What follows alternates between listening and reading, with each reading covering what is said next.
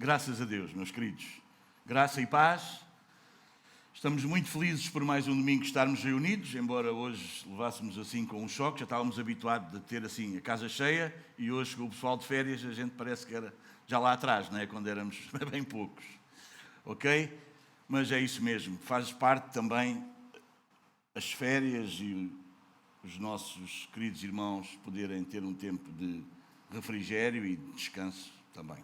Ok?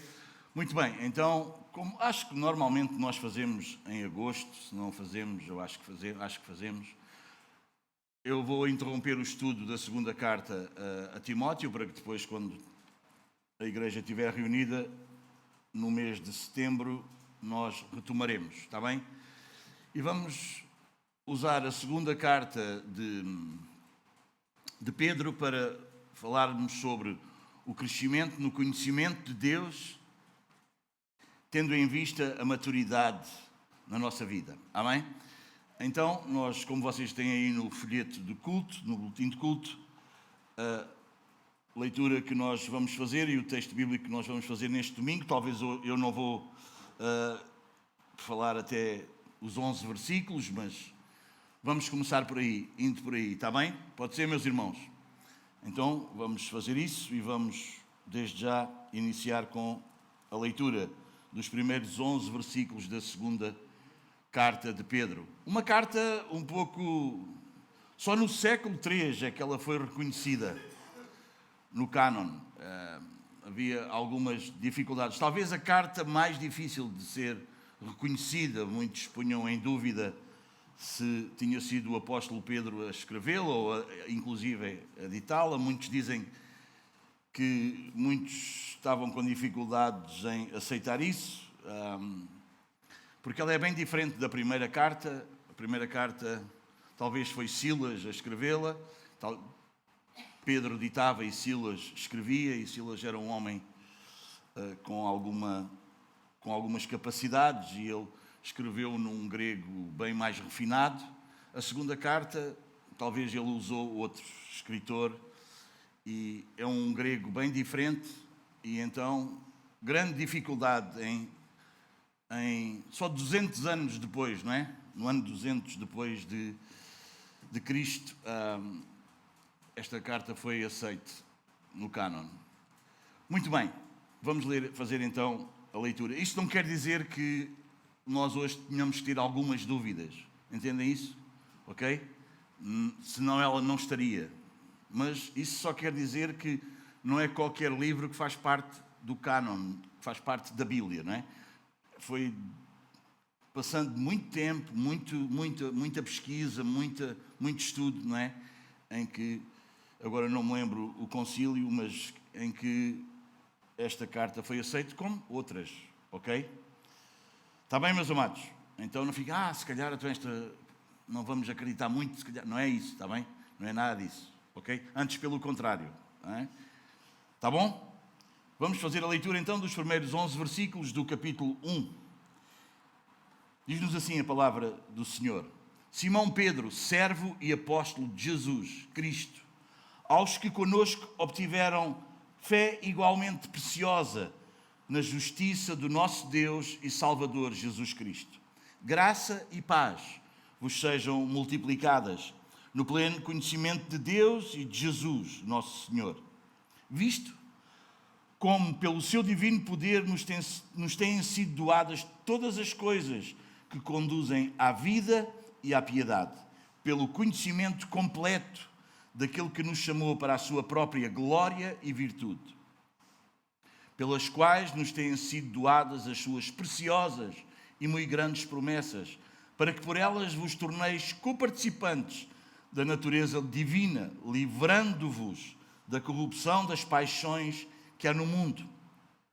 Por isso mesmo, vós, reunindo toda a vossa diligência, associai com a vossa fé a virtude, e com a virtude o conhecimento, com o conhecimento o domínio próprio, com o domínio próprio a perseverança, com a perseverança a piedade, com a piedade a fraternidade, com a fraternidade o amor.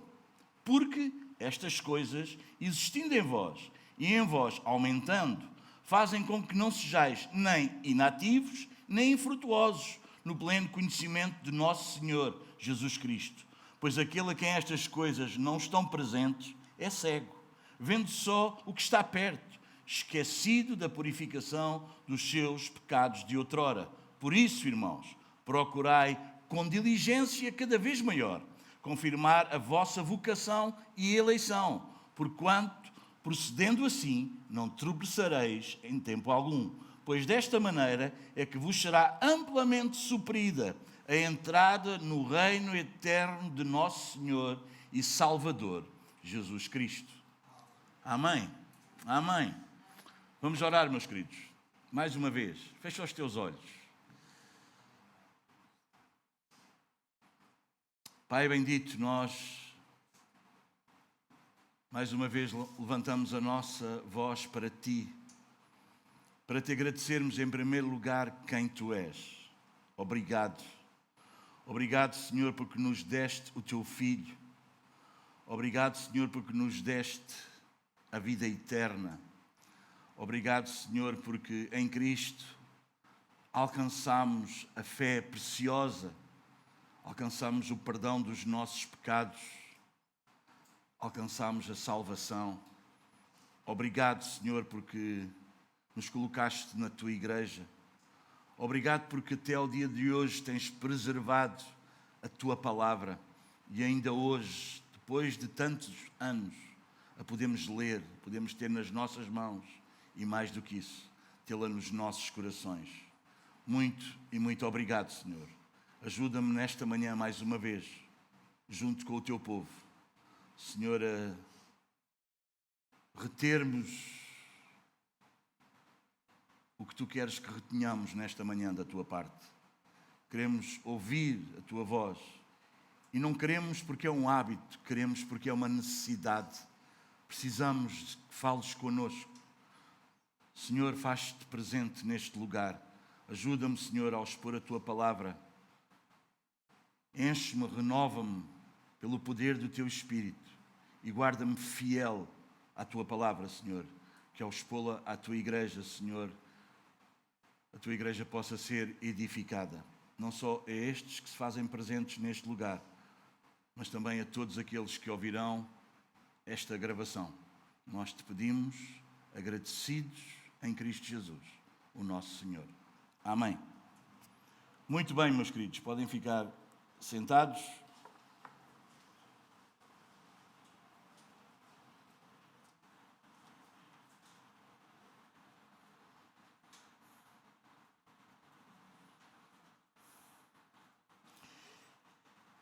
Esta carta foi escrita mais ou menos na mesma altura da segunda carta a Timóteo, que nós estamos a estudar. É interessante, o objetivo é o mesmo de Pedro e de Paulo, combater os falsos mestres, o falso ensino. Talvez a carta foi escrita no ano 67, ela foi escrita entre 64 e 68, antes da morte de Nero, quando Paulo foi preso em Roma, quando os cristãos foram acusados de incendiar a cidade por Nero. Muito bem. O apóstolo, a carta começa com identificando o seu autor, dizendo Simão Pedro. Simão era o nome de nascimento, não é, que a família, os pais tinham dado, não é? Vocês lembram-se, Pedro ou Cefas, foi quando ele teve o encontro com Jesus, que Jesus disse, tu serás Pedro, não é? Tu serás Cefas em aramaico, ok? E ele apresenta-se como servo e apóstolo de Jesus Cristo. Interessante esta associação que Pedro coloca aqui logo no início da carta, não é? Servo e apóstolo. Como servo, ele mostra-nos a sua humildade. Como apóstolo, ele mostra-nos a sua autoridade. As duas coisas combinam. Como servo, ele está ao serviço do seu Senhor. Como apóstolo, ele representa o seu Senhor. Amém? comentador Michael Green, ele diz que apóstolo ressalta a sua solidariedade com Cristo e serve a sua solidariedade com os leitores da carta. Como servo, ele está no mesmo nível que qualquer outro servo de Cristo Jesus, mas como apóstolo ele recebeu plena autoridade da parte de Cristo. Amém, meus amados irmãos? Como todos nós sabemos, hoje em dia, embora muitos se intitulem como apóstolos, mas hoje em dia já não há apóstolos, irmãos. Não, as credenciais de apóstolos, não vamos ver isso hoje, mas já vimos isso algumas vezes. Então, meus amados, embora hoje em dia alguns se intitulem de apóstolos, mas isso não existe hoje em dia. A igreja está fundamentada sobre a doutrina dos profetas e do ensinamento dos profetas e dos apóstolos. O significado de servo precisa de ser entendido dentro do contexto da altura do Império Romano. A palavra usada aqui é doulos. Pedro usa esta palavra e ela denota que o escravo ou o servo é uma pessoa que foi comprada por aquele que se tornou seu senhor. O escravo existe para o seu senhor, ele é propriedade exclusiva do seu senhor e ele vive para agradar o seu senhor. Então quando Paulo, lá está sai daqui Paulo, que hoje é Pedro, né? O Paulo vem sempre meter-se no lugar do Pedro. Mas quando Pedro está a colocar aqui a palavra doulos, servo, escravo, é isso que ele nos está a querer dizer.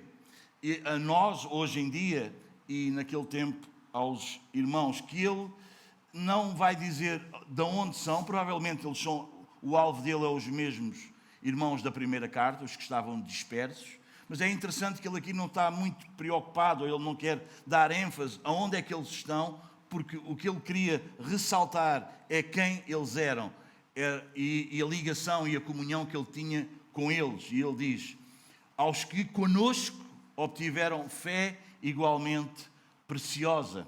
Amém? Embora a palavra escravo aqui, servo, denote humildade, nas Escrituras também é um termo que revela grande honra, pois só homens muito nobres, usados por Deus, têm esse título nas Escrituras, tal como Moisés, Josué, Davi, eles foram chamados servos do Senhor. Não há maior honra do que sermos servos de Cristo. Já o termo apóstolo é uma designação para os 12. E para o apóstolo Paulo foram pessoas chamadas diretamente pelo Senhor e que testemunharam acerca da sua ressurreição. Os apóstolos precisam ser apresentados com as devidas credenciais. Segundo aos Coríntios 12, fala-nos disso. Os apóstolos e os profetas, como eu vos disse, eles foram colunas da igreja. Eles não tiveram sucessores. Sendo assim, a designação do termo aplicado hoje a determinados líderes não tem qualquer amparo bíblico.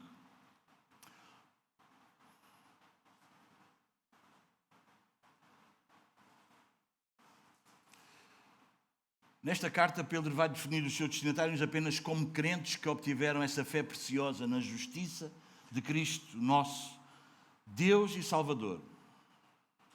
Então Pedro, como eu vos disse, não estava interessado em nos mostrar o lugar onde eles habitavam, mas estava-nos a falar acerca dos seus bens espirituais que os leitores tinham em comum com o próprio apóstolo. Esta fé que Pedro classifica como preciosa, ela não tem origem no homem, mas em Deus. Ela é-nos doada, é uma dádiva de Deus, não é conquistada por nós. É uma dádiva de Deus. Em Efésios 2, 8, 9, não é? Isso não vem de vós, é dom de Deus. Esta fé pode ser tanto objetiva, que nos fala do conteúdo da verdade, né? Conteúdo das Escrituras, como também subjetiva, a confiança, a nossa confiança em Deus. E esta fé é a mesma fé dos apóstolos. Os apóstolos, neste assunto, eles estão no mesmo patamar, no mesmo nível do que qualquer outro crente em Cristo Jesus. Embora haja diferença de funções na Igreja de Deus, não há hierarquias no corpo de Cristo. Não há gente mais importante que outra.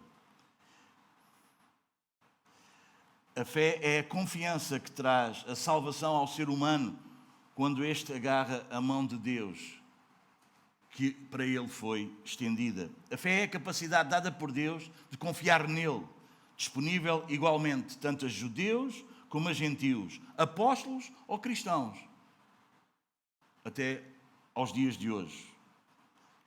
Pedro deixa claro que a fé salvadora é a fé no Cristo crucificado, o qual, por meio do seu sacrifício, alcançou para nós a justificação. Quando cremos em Jesus como Salvador, a sua justiça passa a ser a nossa justiça e nos tornamos o quê? Justos diante de Deus. Encontramos isso na segunda carta aos Coríntios, capítulo 5, versículo 21. O próprio apóstolo Pedro ressaltou esta verdade na sua primeira carta, quando escreveu na primeira carta de Pedro 3,18, pois também Cristo morreu uma única vez pelos pecados, o justo pelos injustos, para conduzir-nos a Deus. Ele ainda dizia mais, no capítulo 2 da sua primeira carta, nos versículos 21 e 24, Cristo sofreu em vosso lugar, carregando Ele mesmo em seu corpo sobre o madeiro os nossos pecados, para que nós, mortos para os pecados, vivamos para a justiça. Pelas suas pisaduras ou pelas suas chagas fostes sarados. A morte de Cristo foi substitutiva. Ele substituiu-nos. Ele teve uma morte vicária. Somos justificados não por nossa própria justiça, mas pela justiça de Cristo que foi imputada a nós. Louvado seja o Senhor. Cristo é a nossa justiça e é também o nosso Deus e Salvador. Os cristãos primitivos estavam totalmente convictos da divindade de Jesus Cristo. Jesus era Deus. E nós sabemos que, embora Deus sendo um só, Ele subsiste em três pessoas distintas. De tal forma que o Pai não é o Filho, nem o Filho é o Pai, e o Espírito Santo não é nem o Pai, nem o Filho. Embora a palavra Trindade não apareça nas Escrituras, na Bíblia, o conceito é encontrado de uma maneira muito ampla por todas as Escrituras.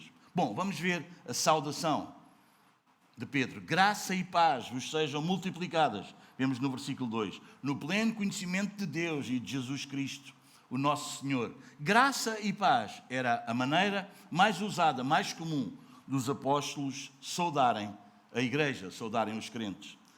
A paz flui da graça e a graça é a fonte da paz. Se nós tivéssemos uma figura de uma árvore, é como se a graça fosse a raiz e a paz o fruto. Não estão a ver? Onde há graça, também há paz. Mas também não há paz sem graça. A graça é o favor de Deus a pecadores indignos como tu e eu. E a paz é a condição daqueles que foram reconciliados com Ele. Não se entendem? Sem a graça não temos paz. Mas com a graça nós temos paz. A oração de Pedro é que Deus nos envie uma quantidade cada vez maior, tanto de graça como de paz. A principal preocupação do apóstolo Pedro é que os cristãos aumentem no seu conhecimento pessoal de Jesus Cristo, o seu Senhor e Salvador. Este conhecimento é tanto intelectual como experimental. Ele aumenta pelo estudo da palavra e pela oração, como tantas vezes eu tenho repetido para vocês. Não leiam só e não orem, não orem só e não leiam.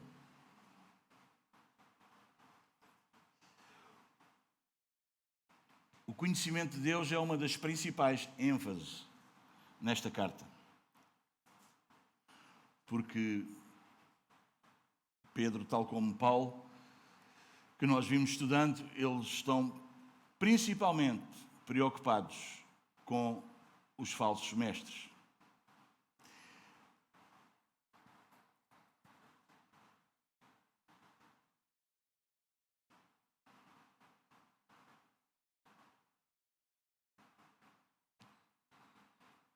vamos ver.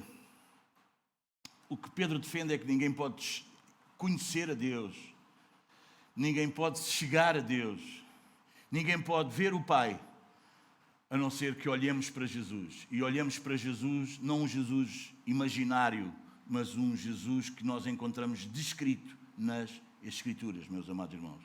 Não acredites num Jesus que tu criaste ou outros criaram ou inventaram. Não é um Jesus à nossa maneira, é o Jesus das Escrituras. Amém? Vamos ver a provisão divina para este crescimento e esta vida piedosa. Depois de Pedro saudar os crentes, ele começa por falar-nos aqui de uma vida superior, de uma vida numa dimensão superior que Deus concede aos seus. Em contraste com os falsos mestres, Pedro deixa claro que os recursos, para uma vida piedosa não vêm do nosso esforço, não vêm do esforço humano, nem de um conhecimento místico, mas vêm da parte de Deus, que Deus nos dá. É uma doação divina. Vamos ver a fonte da provisão divina no versículo 3. Visto como, pelo seu divino poder, nos têm sido doadas todas as coisas. Toda a provisão para uma vida piedosa e santa vem de Deus, irmãos. O poder de Deus é um reservatório inesgotável, do qual jorram os recursos celestes para vivermos uma vida superior, uma vida digna dele. Na verdade, meus queridos, nós temos à nossa disposição toda a suprema grandeza do poder de Deus. O mesmo poder que ressuscitou Jesus dentre os mortos está à disposição da sua igreja. Não precisamos viver uma vida fraca, impotente, pois todas as coisas nos são doadas a partir do poder daquele que é o quê? Onipotente. Louvado seja o nome do Senhor. Então a fonte da provisão é Ele, é o seu poder. O propósito da provisão, que conduzem à vida e à piedade. Ele nos deu, não é? Ele nos tem doado todas as coisas, que é o que diz o versículo, que conduzem à vida e à piedade. Então qual é o propósito desse poder em nós? Qual é o propósito dessa dádiva de Deus para a vida dos crentes, para a vida da igreja? É que a igreja viva de uma maneira piedosa, numa maneira que agrade a Deus. Amém, meus amados? Deus não nos salvou no pecado, Deus salvou-nos do pecado. Ele salvou-nos do pecado para a santidade. Ele salvou-nos de uma condição horrível para uma vida que o glorifica, para a santidade. O propósito de Deus é nos alcançar com a sua graça, é nos levar para caminhos de uma vida piedosa, de uma vida que agrade a Deus. A piedade tem a ver com um correto relacionamento com Deus, como eu vos tenho, pela graça do Senhor, vos ensinado e insistido domingo após domingo. Um cristão não pode viver nas sombras da morte, num território meio nebuloso, imiscuído pelo pecado, por práticas escandalosas. Não pode, irmão. Esse não é o lugar do cristão, de maneira nenhuma. Não podemos viver na impiedade. Nós fomos resgatados daí. Foi daí que nós fomos tirados. Nós não podemos viver no pecado se nós fomos libertos, meus queridos, do pecado. Então o propósito da provisão divina é esse mesmo. Qual é a apropriação da provisão divina? A parte C do versículo 3. Pelo conhecimento completo daquele que nos chamou para a sua própria glória e virtude. Os gnósticos alegavam que o homem chegava a Deus pelo conhecimento esotérico. Mas Pedro diz que nos apropriamos da provisão divina na medida em que conhecemos plenamente a Cristo, a suprema revelação de Deus. Aquele que nos chamou para sermos herdeiros da glória no futuro e nos capacita a vivermos de uma forma virtuosa no presente. Amém, meus amados? Amém? Essa é a apropriação da promessa de Deus. Jesus chama os homens para uma excelência moral, que a palavra virtude arreta para a sua glória, para o impacto da sua pessoa. Warren Wiersbe argumenta que, assim como cada bebê possui uma estrutura genética definida que determina o modo como ele vai crescer, assim também é o cristão. Ele geneticamente ele está estruturado para experimentar glória e virtude. Aleluia. Aleluia.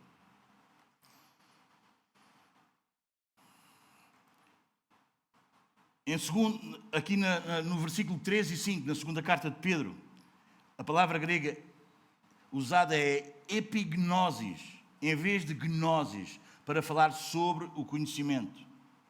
A diferença entre essas palavras é que gnosis fala sobre um conhecimento abstrato e epignosis fala sobre um conhecimento particular, especial e experimental.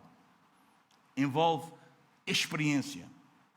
Envolve, não é só um conhecimento do intelecto, mas é um conhecimento que se vive. Amém? É uma relação íntima, próxima. Quarto, versículo 4, as bênçãos da provisão divina para nós, pelas quais, diz o apóstolo no versículo 4, pelos quais nos têm sido doadas as suas preciosas e muito grandes promessas. Pedro é bastante eloquente ao descrever as promessas de Deus. Ele tem o cuidado de adjetivá-las com uma grande ênfase. As promessas de Deus são preciosas e imensas. Bem, se nós vamos ver Pedro, parece que a palavra preciosa ou precioso, Pedro gostava muito deste adjetivo. Ele escreve acerca da fé, nós já vimos isso no versículo 1. Fé igualmente preciosa, no versículo 7 da primeira carta dele também, no capítulo 1, também fala disso. Preciosas e grandes promessas aqui. Ele vai falar no versículo 19, na sua primeira carta, no capítulo 1, versículo 19, o precioso sangue. Na primeira carta, capítulo 2, versículos 4 e 6, ele vai falar acerca da pedra preciosa. Na primeira carta, no capítulo 2, versículo 7, ele vai falar o Salvador precioso. Então, isto era um termo, era um adjetivo que Pedro gostava. E eu também gosto, porque acho que em Deus tudo é precioso. Amém? A fé cristã não é um caminho de sacrifício sem recompensa, meus queridos. Não, de maneira nenhuma. Mas é uma estrada que está ladeada. Vocês entendem que vamos por essa estrada e nós vamos olhando ao lado dessa estrada e ela está inundada de abundantes e gloriosas promessas de Deus. A vida cristã não é uma caminhada, não é uma jornada penosa, frustrante. Nada disso, irmãos. Nós temos preciosas e muito grandes promessas. E sabes uma coisa? Aquele que promete é fiel para cumpri-las. Amém? Louvado seja Deus. Então qual é o alcance da provisão divina? Para que por elas vos torneis co-participantes da natureza divina. Deus nos resgatou de uma grande condenação para uma grande salvação. Por intermédio das preciosas e muito grandes promessas de Deus, nascemos do Espírito, nascemos do alto e passamos a fazer parte da família de Deus. Estamos sendo transformados de glória em glória à imagem de Cristo. Deus está esculpindo em nós o caráter de Cristo. E às vezes isso dói, porque nós éramos bem diferentes. Amém? Tornamos-nos co-participantes da natureza divina. Como um bebê compartilha da natureza dos pais, a pessoa nascida de Deus compartilha da natureza de Deus.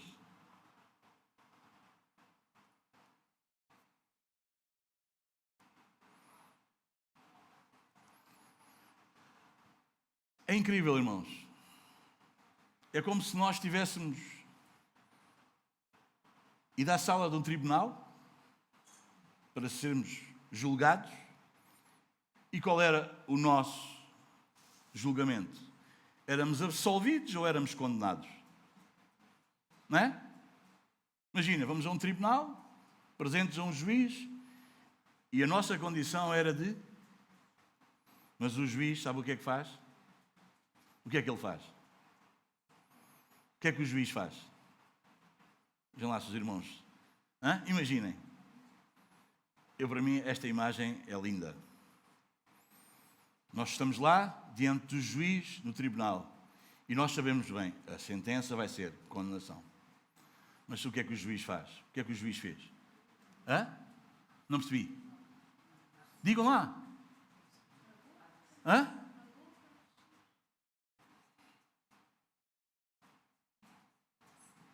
Pagou para nós, mas ele fez mais. Ele fez mais. Estão a ver o juiz? A sentença na TVI. Vocês estão a ver a sentença? Estão ou não estão? Hã? No programa. Estão lá, está lá o juiz, não é? Está lá diante do juiz e vai. E o juiz fez o quê? O juiz pagou, não é? Nós não fomos condenados, nós fomos absolvidos. Foi isso ou não foi? Mas ele fez mais do que isso. O que é que o juiz fez mais? O que é que o juiz fez mais? Levou-nos para casa. Adotou-nos como filhos. Não foi isso que ele fez? Nós somos filhos pela adoção. Nós que merecíamos condenação, fomos a tribunal. E ele disse, não, eu não vos vou condenar. Vocês merecem, mas o meu filho pagou por vocês. Agora eu levo-vos para casa. Agora nós somos da família de Deus. Como não sermos felizes? Como não sermos gratos? Nós que merecíamos condenação, e era uma condenação justa. Plenamente justa. E aquele juiz olha para nós, olha para ti e para mim. E embora justamente ele te condenasse, ele decide por sua livre e espontânea vontade. Não que em nós houvesse alguma coisa que ele dissesse, epá, este vou porque este é muito fixe. Nada em nós. Ele decide perdoar-te, pagar o preço e adotar-te, levar-te para casa, adotar-te como filho. Ele não somente nos justificou, irmãos, mas ele nos adotou na sua própria família. Saímos do tribunal de Deus não como réus condenados, mas como filhos adotados. Uau! Louvado seja Deus! Que maravilha! Irmão, se isto não te faz vibrar, nada te faz vibrar. Se isto não mexe com as tuas entranhas, nada mexe com as tuas entranhas. Se isto não te faz uau! Irmão, alguma coisa se passa. É por essa causa, por causa daquele que nos deveria sentenciar à morte, ele nos adota como filhos. É por isso que a justiça de Cristo é imputada a nós. No entanto, mais que isso, somos filhos, também por natureza, pois nascemos de onde? Da água e do Espírito. Nós recebemos não só um perdão, nós não recebemos não só uma adoção, mas nós recebemos uma nova natureza. Diz, não vais mais continuar a ser o mesmo.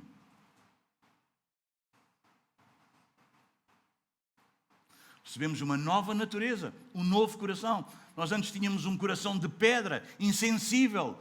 Nós não queríamos saber de Deus, das coisas de Deus. Ele agora nos deu um coração de carne. Nós agora estamos sensíveis à sua voz. Cristo disse, as minhas ovelhas ouvem a minha voz. E elas vão me seguir. Vocês percebem? Só segue Jesus quem é a ovelha dele. Amém? Alguns vão de repelão, estão lá na multidão toda e está tudo a seguir, e eles vão com a multidão. Mas eles não vão a seguir Jesus. Eles vão seguindo a multidão que segue Jesus. Só segue Jesus aquele que ele escolheu.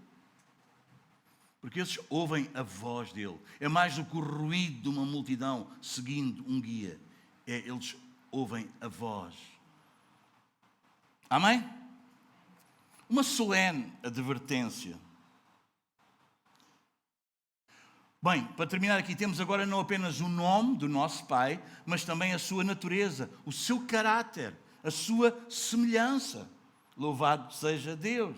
Bem, já que temos isso tudo, agora temos uma advertência da provisão divina. O que é que diz o versículo 4? Livrando-nos da corrupção, das paixões que há no mundo. É isso mesmo, irmãos. Porque Ele nos adotou, porque Ele nos perdoou, porque Ele pagou por nós, porque a justiça de Cristo foi imputada a nós. Ele também, irmãos, nos diz que a nossa natureza foi transformada.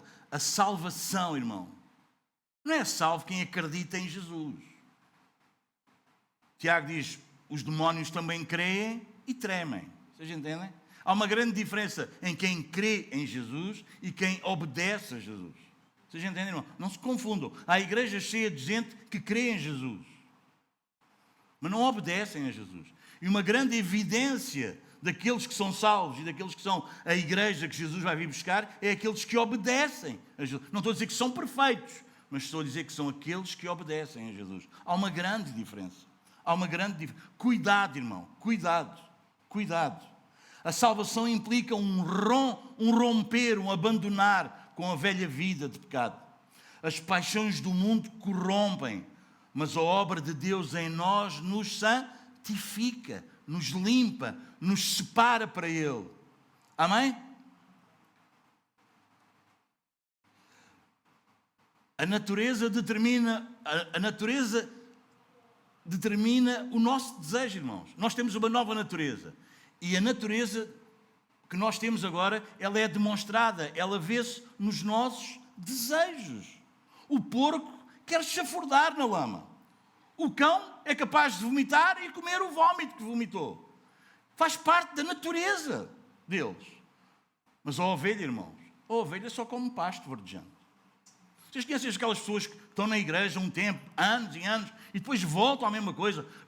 Deus libertou-os das drogas, do vício, da pornografia, da mentira, da família. Vocês entendem de tanta coisa horrível que os prendia. Deus libertou-os durante um tempo.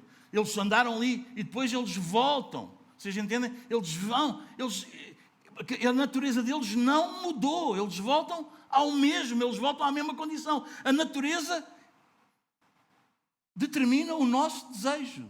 O que tu desejas diz qual é a tua natureza, irmão.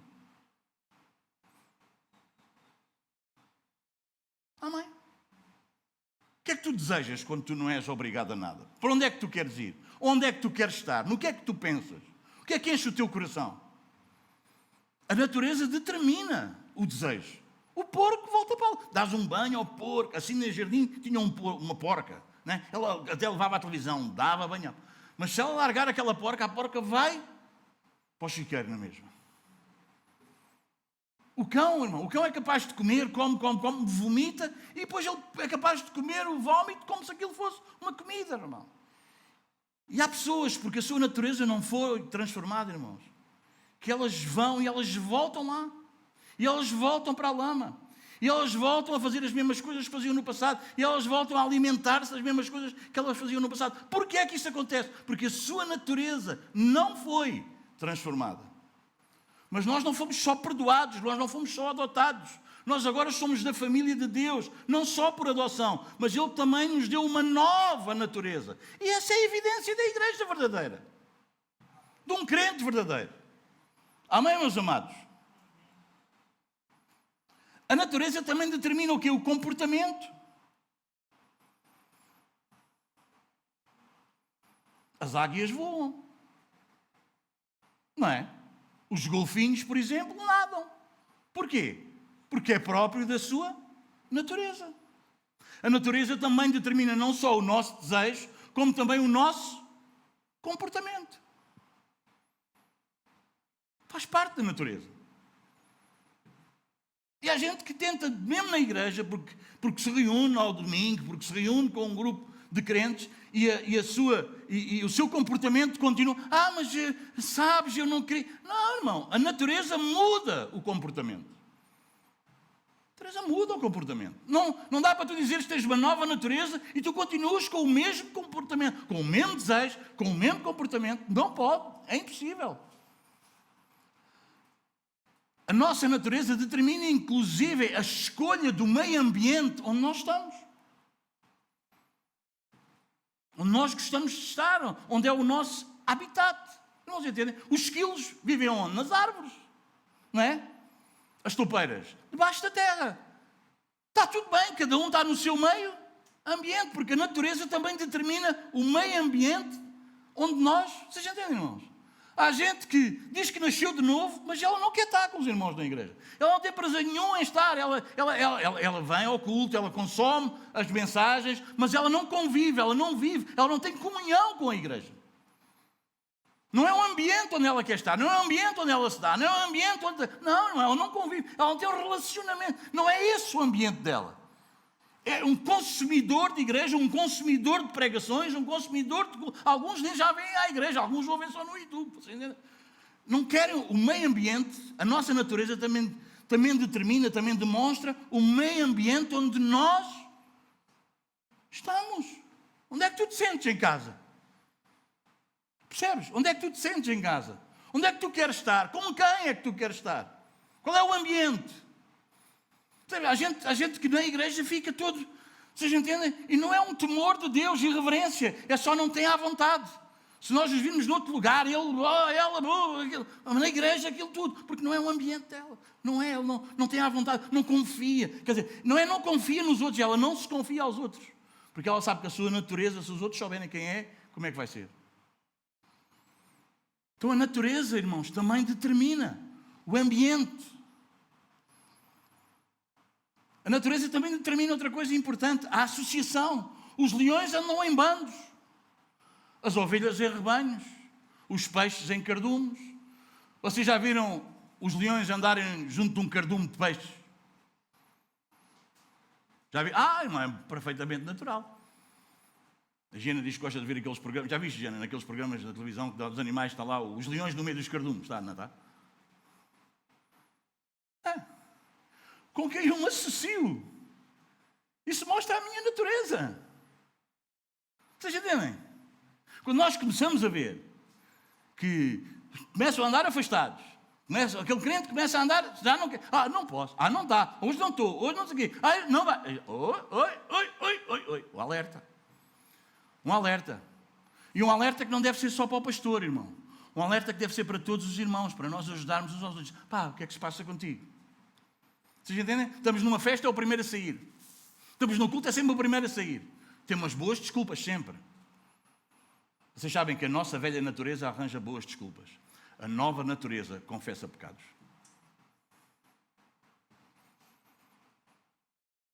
Quando tu vês uma pessoa que é muito boa a dar desculpas, ela é péssima em tudo o resto. Alguém dizia isto, a frase não é minha.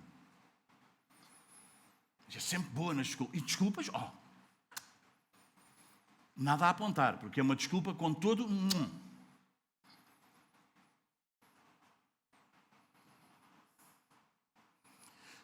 Então, meus amados, se a natureza determina os desejos, se temos dentro de nós a natureza de Deus, então o que é que vocês acham? Nós devemos ansiar, desejar o quê? Tudo o que é puro, tudo o que é santo, tudo o que agrada a Deus. O próprio Jesus, em Mateus 5,48, ele nos exortou, ele diz: sede vós perfeitos, como perfeito é o vosso Pai Celeste. Muito bem. Vamos ver como é que se processa este crescimento rumo à maturidade. O que Pedro nos mostra aqui, irmãos, a partir do versículo 5, vocês estão aí? Por isso mesmo, vós reunindo toda a vossa diligência. O que Pedro nos está a ensinar, e eu gostava que tu prestasses a maior atenção a isso, o que Pedro nos está a ensinar é que a vida cristã exige empenho, dedicação e esforço. Embora ela nos tenha sido doada, e essa vida não fomos nós que a alcançamos, foi Deus que nos deu, essa vida está rodeada de muitos adversários.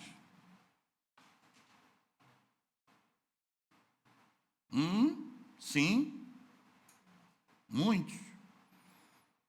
Alguns tu vês, outros tu não vês, mas tu percebes que eles estão lá. Amém? Percebes que eles estão lá. Tu, para veres uma série na Netflix, tu não precisas te esforçar. Tu precisas te esforçar para deixar de ver, para parar de ver. Porque tu vais fazer aquilo, é ou não é? Seguido. Mas para ler a Bíblia, tu precisas te esforçar. Para ler a Bíblia como deve ser, meditar, ler, rever, para orar, tu precisas de quê? De esforçar. Há sempre coisas que aparecem. Há sempre situação. A principal é a vontade. Todos os dias tu te levantas, não, bom, vou ter aqui. Não. Não. Então, esta vida exige empenho, dedicação e esforço. Há duas coisas essenciais na vida: nascer e crescer. Tudo o que nasce, cresce, desenvolve. Sim ou não? Onde há vida, quantos estão de acordo comigo? Precisa haver? Tem que haver. Quando tu olhas e não cresce, não há vida. Diz, está um pouco, uma pessoa mais atrapalhada, tadinho, que não percebe. Não cresce. É uma evidência que não há vida. Porque tudo o que nasce, cresce, desenvolve.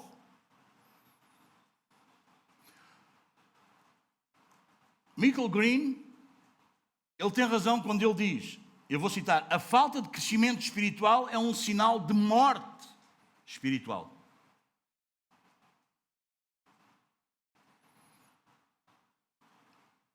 Embora, como eu vos disse, este crescimento espiritual não é automático. Ele requer diligência, disciplina. Paulo, na sua carta aos Filipenses, vocês já pensavam que eu tinha me enganado outra vez, lá está ele a falar de Paulo e é Pedro, não, mas agora é mesmo Paulo. Na carta aos Filipenses, capítulo 2, versículos 12 e 13, Paulo vai dizer, desenvolvei a vossa salvação com temor e tremor, porque Deus é quem efetua em vós tanto o querer como então desenvolvei.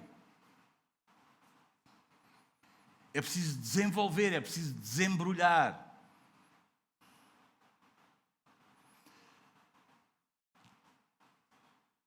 Hernani Dias Lopes diz o seguinte, um crente displicente é uma contradição de termos, uma vez que a graça de Deus exige e também capacita que o crente seja diligente.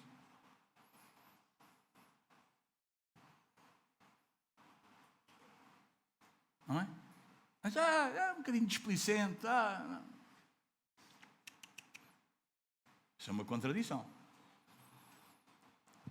Uma completa contradição. Não bate, sabes, como nós dizemos em português, não bate a bota com a perdigota. Mas eu sou crente. Mas sou displicente. Também não li. Também não quer saber muito. Também querer aprender muita coisa. Também não estou. Não é? Não bate a bota com a perdigota. Porque se tu és, és. Se tu não és, não és. Não, porque não dá para tu não quereres conhecer, não dá para tu não desejares crescer, desenvolver, obedecer a alguém que tu merecias a condenação e ele paga por ti o preço, perdoa-te, leva-te para casa, adota-te como filho e dá-te uma nova natureza. Então, se tens uma nova natureza, tu vais ter um novo desejo. Está difícil de perceber isso ou não? Muitos são chamados, poucos os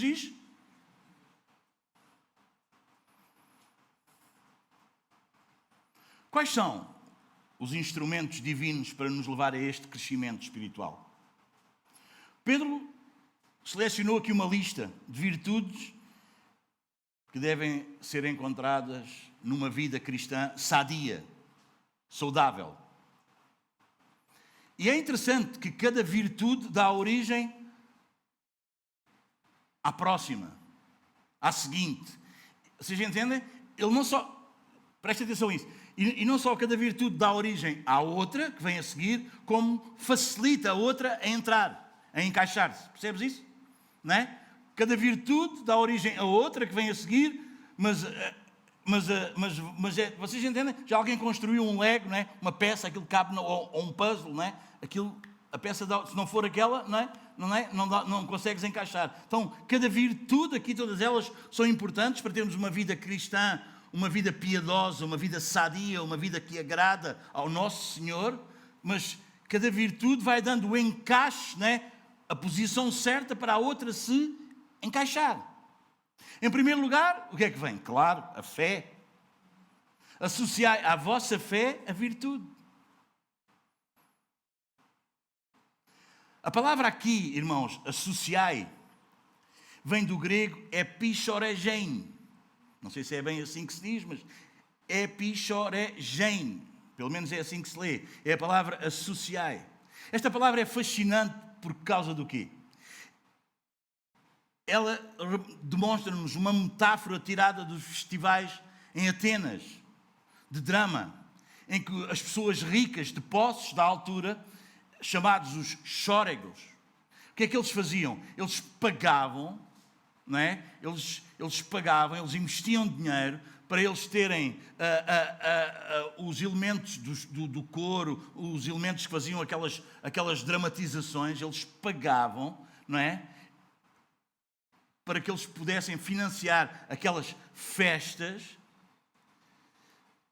porque eles queriam aparecer, eles queriam ser vistos, eles queriam, como é que eu ia dizer? Embora isso lhes custasse muito, mas eles achavam que aquilo dava-lhes mérito, aquilo fazia... Então eles investiam o que eles tinham, vocês entendem? Eles associavam-se ao governo, ao Estado, não é, da altura, e eles investiam e combatiam uns com os outros e investiam preços altos para tudo aquilo que eles pudessem pagar para que aquelas coisas pudessem acontecer. Logo, a palavra associai traz esta ideia de uma cooperação generosa e dispendiosa. Então, Paulo vai buscar esta palavra e ele vai nos dizer que o cristão deve se ocupar deste tipo de cooperação com Deus para produzir uma vida cristã para a honra do Senhor. Amém? Nós associamos-nos com Deus, não é? Nessa vida que Ele nos deu, vocês entendem? E o que é que nós fazemos? Nós colocamos lá tudo, ainda que isso seja dispendioso, ainda que isso nos gaste. Alguém está a entender? Então, meus amados irmãos, associai à vossa... eu tenho fé, mas eu não faço esforço nenhum. Não, irmão. Não quer dizer que o esforço que tu fazes é para ser salvo. É o esforço que tu fazes, a disposição que tu tens, a entrega total que tu dás, não é para seres salvo, é porque tu foste salvo. Amém? Amém? Mas isso não quer dizer que não te custa nada. Aliás, todos nós sabemos que o discipulado é doloroso, ou não? Mas não é para nós conquistarmos o céu, nem é para nós não perdermos o céu, porque isso seria uma relação de interesse, é uma relação de amor, de gratidão. Amém? Nós que não merecíamos nada, Ele nos deu tudo. Como não agora dar tudo a Ele? É como alguém que encontrou um tesouro no campo e o que é que ele faz? Vende tudo quanto tem só por causa daquele tesouro. Vende tudo. Fica sem nada. Porquê? Porque só Cristo basta. E sabes quando é que tu sabes que só Cristo basta? Isso é bonito de dizer, até soa poético, mas sabes quando é que tu és capaz de saber o que é que isso quer dizer, só Cristo basta? Quando Ele tira tudo. Aí é que tu vais perceber que só Cristo basta. Porque se não é só Cristo e a minha vidinha boa, se não é só Cristo e o meu namorado, se não é só Cristo e a minha família, só Cristo.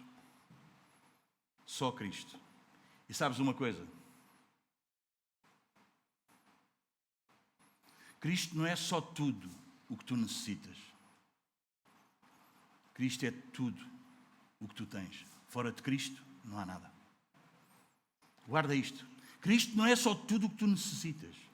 Cristo é tudo o que tu tens. Fora de Cristo, tu não tens nada.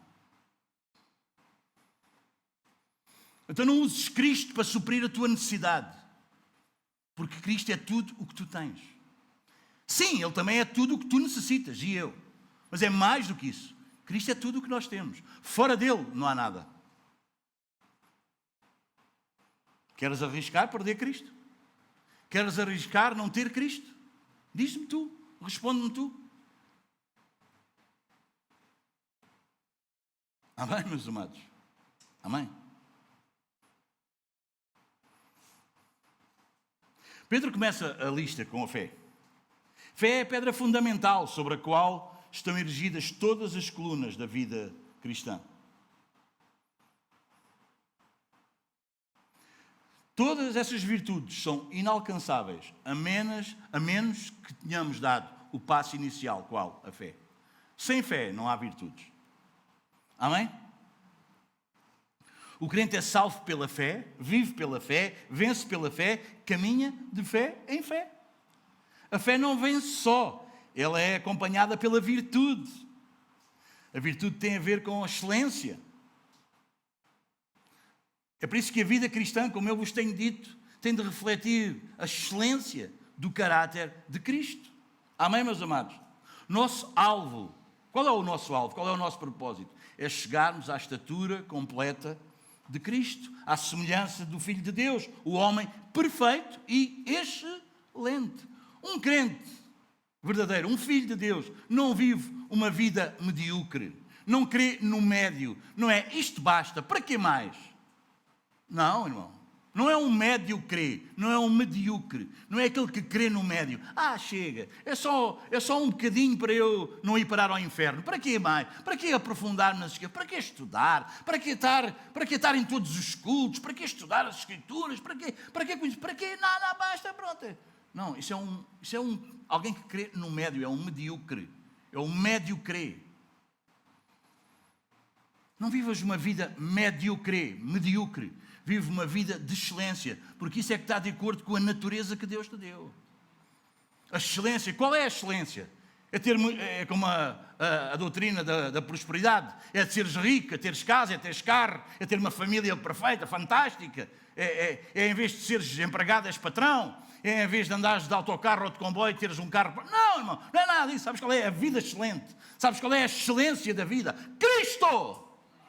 Cristo é a excelência da vida. Amém, meus amados irmãos? Tudo é menor.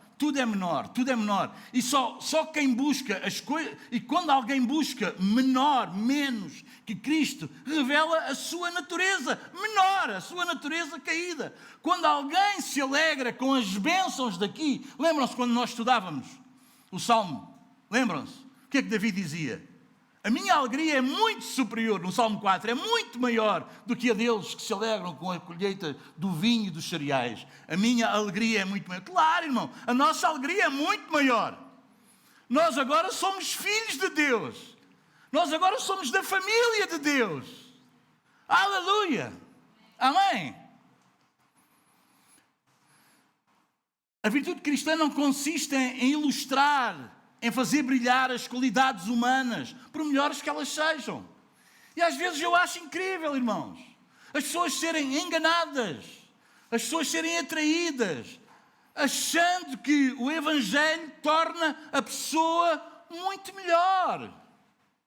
Muito melhor. Aqui, nas suas qualidades humanas. Ai, tão bom rapazinho. É muito bom rapazinho. Ai, boa rapariguinha. Ai, que homem. Vocês entendem?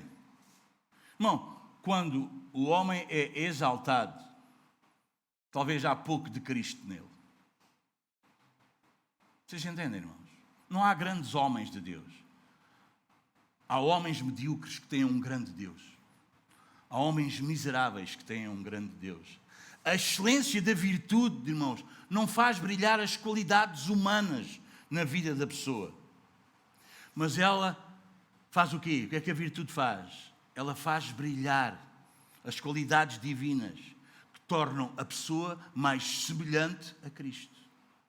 Percebes, irmão? Percebes, irmão? Percebes? Ele é tão boa pessoa, ele não consegue dizer não a ninguém. Pois, mas se tu fores semelhante a Cristo, vais dizer não a muita gente. Não sei se vocês estão a entender o que eu estou a dizer. A virtude que tu precisas com diligência acrescentar à fé não é seres um melhor homem, não é seres uma melhor mulher, é seres parecido com Cristo, dizer sim ao que Deus diz sim e não ao que Deus diz não. Essa é a virtude que fala aqui. Não sei se todos percebemos.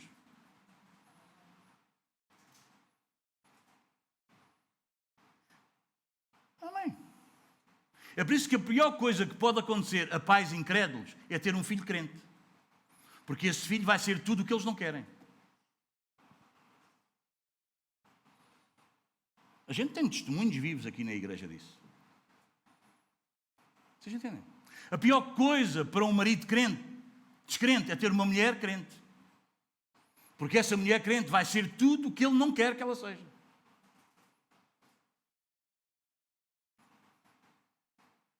Percebes? Percebes? Porque ela vai querer o que Deus quer. E ele, como tem a natureza caída, vai querer o que ele quer e não o que Deus quer. Vocês conseguem perceber? O pai incrédulo vai ter o que a sua natureza, vai querer o que a sua natureza caída quer e não o que Deus quer. E o filho nascido de novo. Alguém está a entender isso? Não há comunhão entre a luz e as trevas. Vocês entendem? Vocês entendem? Eu já conheci pessoas que caminharam connosco na igreja, aqui, connosco, na igreja, aqui, connosco. Que queriam dar, o meu filho, ajuda o meu filho. Deus faz um milagre na vida. O filho converte-se. Chateiam-se connosco. Porque eles não queriam um filho convertido. Eles queriam um filho à sua maneira. Eles queriam um filho que não lhes desse problemas. Percebes a diferença? A virtude não é para exaltar as qualidades humanas. A virtude não é para ilustrar quão boa pessoa tu és. A virtude é para realçar em ti as qualidades divinas. É seres parecido com Cristo. Amém? Acrescenta à fé a virtude. Não sei se todos estamos a entender. Todos estamos a entender, não estamos? Talvez nem todos estamos a engolir. Porque uma coisa é entender. Outra coisa é passar aqui da goela para... É ou não é?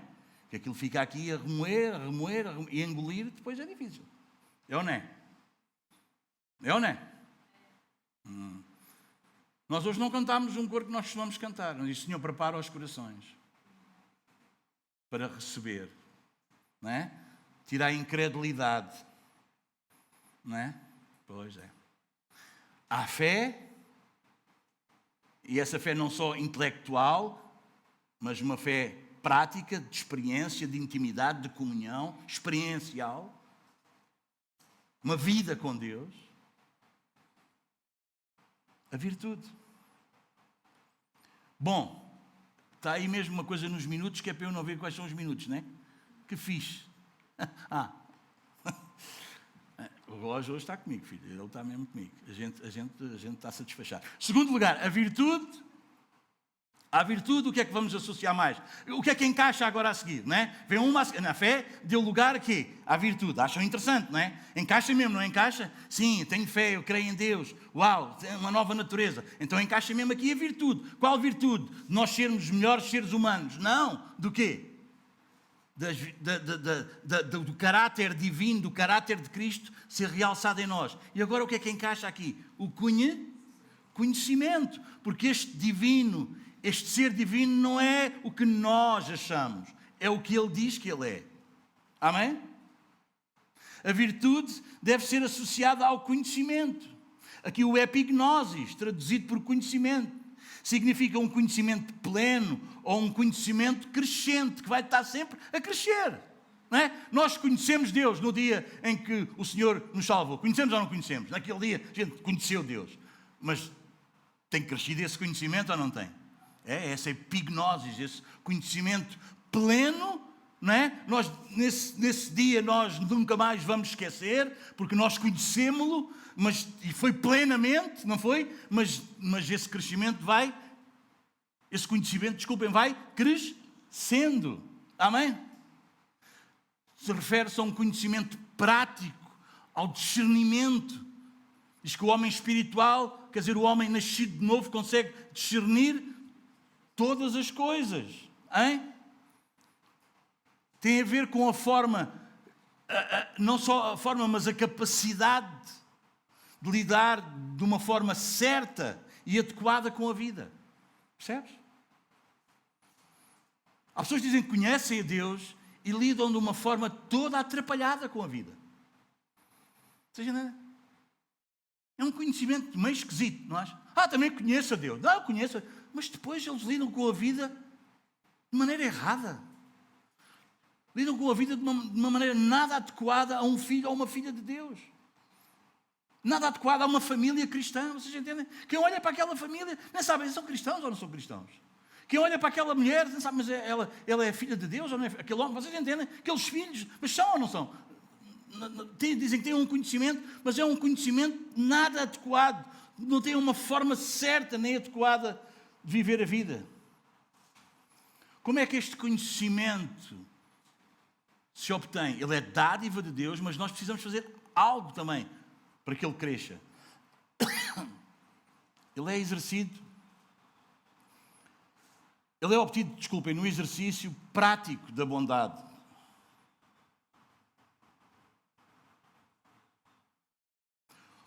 O verdadeiro conhecimento, hoje, na passagem que o Levi leu, diz que aquele que é nascido de Deus, uma das evidências é que ele guarda os seus mandamentos. E os seus mandamentos não são pesados. Quer dizer, Jesus não é uma pedra de tropeço. Jesus não é um impedimento para a vida. E se eu não tivesse Jesus? Não, isso não existe. Eu não queria ter nada sem Jesus. Eu podia ficar sem nada. Só que precisava era, só queria era... Vocês percebem, é precisamente o contrário. Não é não está, o verdadeiro conhecimento de Deus não está no misticismo, como diziam os falsos mestres, mas em Cristo, nosso Senhor. Não se busca através de experiências esotéricas, nada disso. Onde é que nós encontramos o conhecimento? Nas Escrituras. Em terceiro lugar, o conhecimento dá lugar, encaixa-se neste conhecimento, à fé, à virtude, ao conhecimento. Vocês percebem? Já estamos a construir aqui alguma coisa. Agora, encaixa-se aqui a seguir o quê? O domínio próprio. O conhecimento deve ser associado ao domínio próprio. A palavra grega é difícil, nem vou ler. Significa autocontrole. E este autocontrole é fruto do Espírito e não é um esforço da carne. Em Gálatas 5:23, quando nos é falado acerca do fruto do Espírito, fala de domínio próprio. O livro de Provérbios dá um grande destaque ao domínio próprio. Provérbios 16, por exemplo, 32 diz: melhor é o longânimo do que o herói da guerra, e o que domina o seu espírito do que o que toma uma cidade. O apóstolo Paulo compara o cristão a um atleta que precisa de disciplina, de autocontrole para conquistar o prémio. 1 Coríntios 9, Filipenses 3, 1 Timóteo 4. Domínio próprio, o que é que significa? Domingos, o que é que significa domínio próprio? Domínio próprio significa controlar as paixões em vez de ser dominado por elas. Isso é domínio próprio. É submeter-nos a Cristo que habita em nós. Isso é domínio próprio. Enquanto que os gnósticos ensinavam que o conhecimento os libertava da necessidade de controle próprio, e nós vamos ver isso no capítulo 2, aqui, versículo 10. Olha o que diz.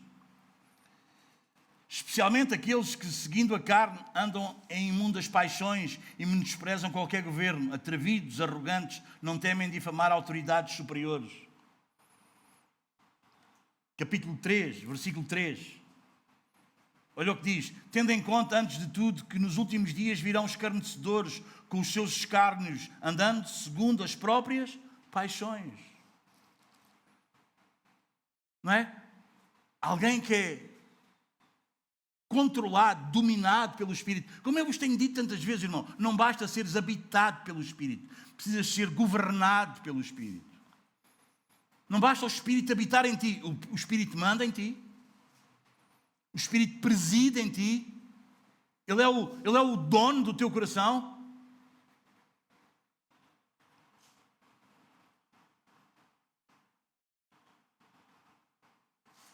Qualquer sistema religioso que divorcia a religião da ética é fundamentalmente uma heresia, irmãos.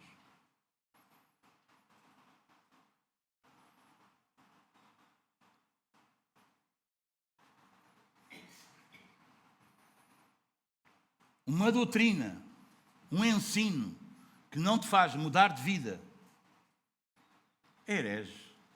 Deus é amor. Deus vai compreender. Tu achas que agora... Cuidado, irmão. Cuidado. Cuidado. Cuidado. Ires para a porta de um centro comercial, entregar folhetos e dizer que Deus ama as pessoas, isso não é evangelização. Isso não é evangelização. Isso não é evangelização, irmão. Isso é um péssimo serviço à evangelização.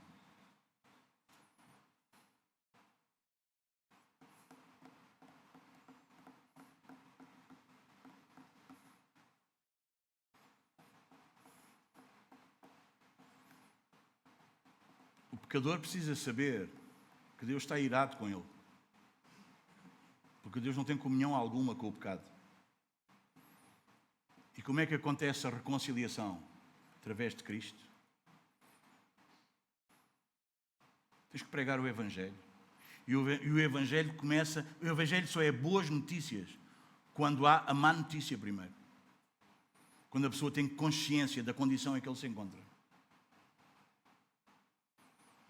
Ter ali uns folhetos, uns balões, uns corações, umas placas, gente a sorrir e a dizer Jesus te ama, isso é um péssimo serviço para o Evangelho. Isso é um péssimo serviço para o Evangelho.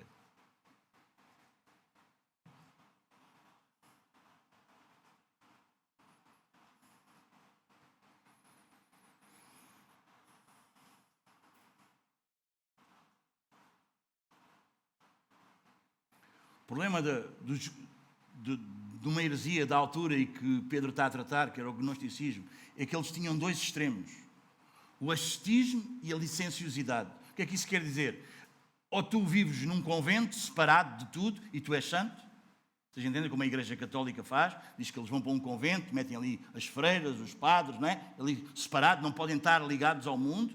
Ou senão, outra parte, a licenciosidade. Pode ser tudo, não é? A Igreja Católica é dos dois extremos. É aqueles que estão fechados nos conventos e tu vais a um funeral feito por um padre, aquele é irmão, nunca esteve numa igreja, não sabe nada de Deus, mas ele é irmão e ele, com as rezas, ele vai para o céu. Os dois extremos estão lá, vocês entendem? Completamente herético. Não é? Alguém que ele não conhece, o padre nem sabe quem é, nunca viu, não sabe a vida dele, toda a gente está no funeral, sabe que ele era um depravado, batia nos filhos, violava a filha, fazia... Mas ali ele é um... É horrível, irmãos. Esse é o problema das heresias. São os dois extremos. Ou o ascetismo, estar isolado do mundo. Não, o cristianismo é completamente diferente disso. O que Pedro está a dizer é, não, mas não é isso. Não é nada disso, não tem nada a ver com isso. Tu não tens de estar isolado do mundo, nem tu tens de ser um depravado e achar que está tudo bem, porque o problema do que tu fazes mal é com o corpo, é a carne é má, o espírito é bom e está tudo certo. Não, não é nada disso. Não é nada disso. Então o que é cristianismo? Cristianismo nem sequer é um ermita, alguém que está escondido num convento, nem sequer é alguém que vive livremente e libertinamente. Cristo não nos tirou fisicamente do mundo. Não tirou. Nós estamos no mundo. Mas Ele salvou-nos do mundo. Ele nos enviou ao mundo para sermos o quê? Luzeiros, luzes, para iluminar, para brilhar no meio de uma geração corrompida. Isso é cristianismo. Isso é cristianismo. Tu não precisas te fechar num lugar ali para tu não teres contacto com nada e a tua vida. Entendes, irmão? Quando nós vamos fazer um retiro, irmão, um retiro não é para agora nós não temos ali contacto com nada. Não, irmão, é só um tempo de refrigério nosso, espiritual. Vocês entendem? Porque onde nós andamos é no mundo. Porque se fosse para tirar-nos do mundo, já estávamos todos no céu. Mas nós não andamos no mundo, não como o mundo, mas como luzes para o mundo, como luzeiros, para que o mundo tenha uma luz. Tenha um padrão, tenha uma inspiração, tenha algo que ele possa. Vocês entendem? E isso é evangelização. Porque nós sabemos que quando essa luz brilha, quando tu pregas o Evangelho, Deus que tem os seus escolhidos desde a eternidade, antes da fundação do mundo, esses vão ouvir. Vale a pena evangelizar. Vale a pena falar aos outros. Vale, irmão, vale. Mas vale a pena falar o Evangelho. Não é o teu testemunho. Era um drogado, agora já não sou. Grande coisa. Não é isso, irmão. É falares o Evangelho, é pregares o Evangelho a toda a criatura. Porque tu sabes muito bem que quando tu estás a pregar a mortes. Vale de ossos secos, Ezequiel 37. Sabes como é? Um vale de ossos secos. Será que pergunta Deus ao profeta, será que estes ossos podem viver? E o que é que o profeta diz? Tu sabes. Ossos sequíssimos, viver? Tu sabes. E o que é que Deus diz? Fala a palavra. Não fales a tua experiência. Não fales os milagres que te aconteceram. Porque lembras-te do que é que o Senhor disse àquele rico que estava lá a arder nas chamas, que foi a parábola de Lázaro e o rico. Diz, vai lá e diz, não vale a pena, nem que eles vejam um morto ressuscitar, eles vão acreditar. Não é porque tu contas os milagres que as pessoas vão acreditar, irmão. Não, irmão. Não. É quando tu pregas o Evangelho. Tu vais encontrar os escolhidos de Deus no meio do mundo perdido. E esses, porque são escolhidos de Deus, vão ouvir a sua voz. E vão segui-lo, como aconteceu contigo. Como é que pode ser? Como é que nós evangelizamos? É esse profeta de Ezequiel, no meio de ossos secos, está tudo morto. É um moribundo pregando para moribundos. Dependente de quê? De Deus. Somente de Deus. Não é da habilidade, não é os cartazes, as luzes, os saltos que dão. Não, irmão. É o Evangelho, é a palavra. E se a palavra não o consegue levantar do meio do mundo dos mortos, nada mais o vai levantar. Amém, meus queridos. Amém, meus queridos. Então Cristo não nos tirou fisicamente do mundo, mas Ele salvou-nos do mundo. E enviou-nos como luzeiros a brilhar numa geração dominada pelas trevas. O cristão é alguém que tem domínio próprio, que não é governado por paixões internas, nem sequer por pressões externas. E é aqui que a seguir encaixa logo a próxima. Qual é? A perseverança. O domínio próprio deve ser associado à perseverança. Amém? Amém?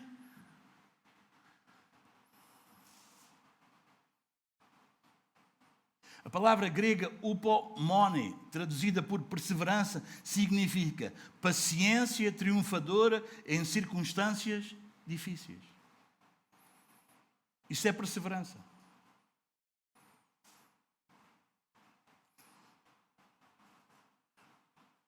Warren Yerbs explica que o domínio próprio ajuda a lidar com os prazeres da vida, enquanto a perseverança diz respeito principalmente às pressões e aos problemas da vida.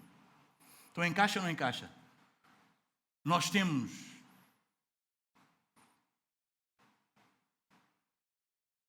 problemas interiores, paixões, e temos questões exteriores. Perseverança é a disposição mental que não é abalada pela dificuldade ou pela aflição. Isso é perseverança. E que pode resistir às duas agências satânicas. A oposição do mundo, da parte de fora, e a sedução da carne, da parte de dentro. A vida cristã, embora gloriosa, como todos nós sabemos, ela não é um mar de rosas. Aqui, irmãos, nós não caminhamos por um tapete de veludo. Aqui ainda não é o céu. Aqui ainda choramos, ainda gememos. Aqui ainda somos assolados por muitas tempestades. Muitas vezes na nossa vida navegamos por mares muito revoltos. Aqui cruzamos muitos desertos tórridos. Atravessamos, por vezes, vales muito escuros. Sofremos ataques externos, muitos temores internos. Para lidar com todas estas circunstâncias que nos são extremamente adversas, precisamos do pomone, de perseverança. Uma paciência triunfadora. Percebes? Tu não esperas paciente pensando na derrota. Tu esperas paciente sabendo que alcanças a vitória. Sabes, para o crente é a única pessoa à face da terra, o Filho de Deus é a única pessoa à face da terra que sabe que se lutar, vence. Eu vou repetir. Isso é glorioso. Só a igreja que é assim. Nada mais tem a garantia. Eu não estou a dizer que tu vais ter o que tu queres ter, não é isso que eu estou a dizer. Isso quer dizer que tu vais terminar a carreira, combateste o bom combate, guardaste a fé e agora já te espera a coroa. da justiça guardada para ti e para todos quanto o nosso Senhor ama. Essa é a tua condição. Sempre que tu lutas, tu sabes que vences. Porque Cristo já alcançou a vitória. É por isso que o diabo não quer que tu lutes. É por isso que o diabo quer-te passivo, quer-te indiferente, quer-te entregue.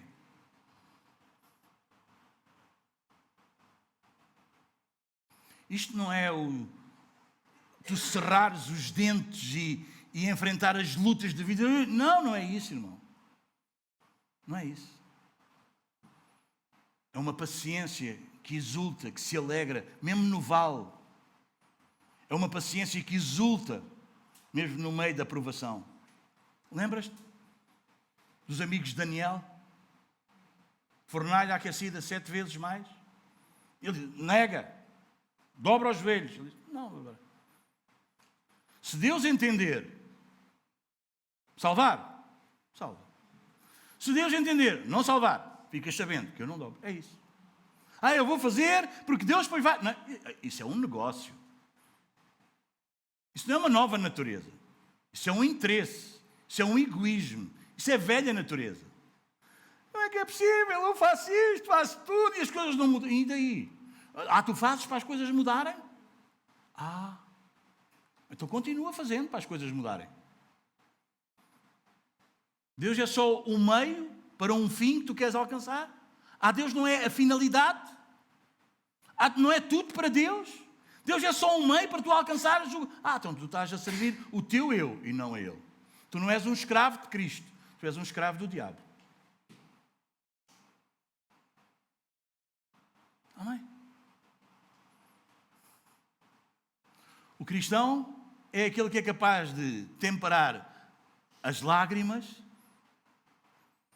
com uma alegria indescritível, que nem sequer dá para dizer, cheia de glória. É ou não é? Porque as razões que nos entristecem são muito menores do que a razão que nos alegra, irmão. Pode vir a nós todas as tristezas, não dá para comparar com a razão da nossa alegria. A nossa alegria não depende das circunstâncias, a nossa alegria não depende de nós, a nossa alegria depende dele. E se depende dele, há sempre um gozo indizível. Às vezes não há palavras para explicar este gozo e esta alegria, não é? Mas ele disse, se as minhas palavras estiverem em vós, se vocês estiverem em mim, pedireis o que quiserdes e o Pai vos concederá. Se Ele for tudo para ti, entrega o teu caminho ao Senhor, confia nele e Ele tudo fará. Mas entrega a Ele, deixa com Ele. Ele é o teu alvo, Ele é o teu propósito, é isso, é Ele que tu queres agradar. Deixa com Ele, deixa com Ele. Tenho-vos dito essas palavras para que o meu gozo esteja em vós e o vosso gozo seja pleno, seja completo. Deus quer-nos felizes, Deus quer-nos alegres. E o problema é que às vezes nós queremos buscar a alegria em coisas menores e andamos sempre tristes. Porque Ele é a razão e a fonte da nossa alegria. É alguém que vive com os pés no vale, mas com o coração no céu. Como é que dá para escrever Apocalipse? Como é que dá para escrever 1 Timóteo? Como é que dá para escrever 2 Timóteo do meio de uma prisão? Velho, abandonado, sem roupa, sem nada, sem ninguém, sozinho. Depois de uma vida, o maior evangelista, o maior pregador, o maior teólogo, Paulo, no final da vida dele, preso numa masmorra úmida, cheia de doenças lá dentro, amarrado numa corrente a um tronco, sozinho, abandonado. Desejoso que Timóteo fosse lá antes do inverno para lhe levar roupa, porque se calhar ele não aguentava o frio do inverno. Traz-me roupa. Mas mesmo assim, ele diz, traz-me também uns pergaminhos que eu deixei. Como é que alguém no final da vida, abandonado por tudo e por todos, depois de ter feito o que fez, ele ainda queria a palavra? Ele ainda queria continuar a conhecer a Deus. Todos me abandonaram, uns por umas razões, uns por umas razões justificáveis porque eles foram evangelizar, outros porque abandonaram a fé, outros porque foram atrás dos prazeres do mundo. Afinal, A verdade é que ele estava sozinho.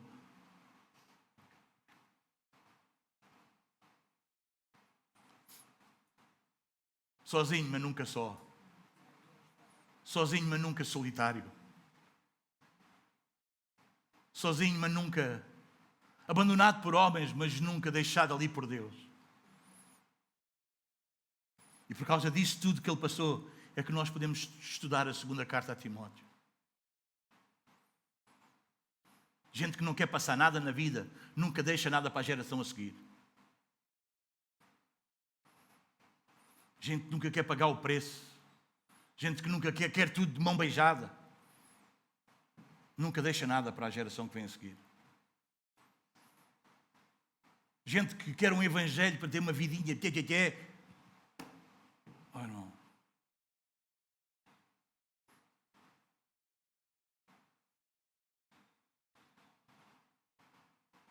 Deixa-me dizer-te uma coisa que eu estava só para dizer quando nós voltarmos a 2 Timóteo, mas eu quero dizê-la já.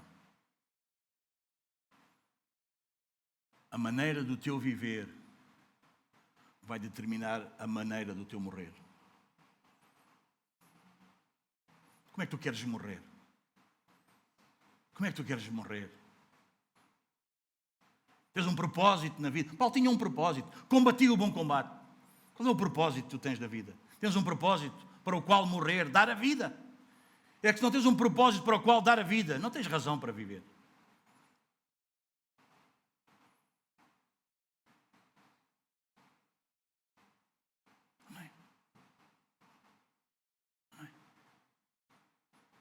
Quando Paulo olha para trás, naquela cadeia, ele olha para trás, ele não vê um coração amargurado, ele não vê um coração destroçado porque todos o abandonaram, está ali sozinho, ele não murmura, ele não se queixa.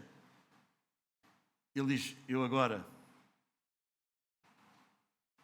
estou perto da morte, do martírio, estão quase a cortar-me a cabeça, mas a minha vida ninguém tira.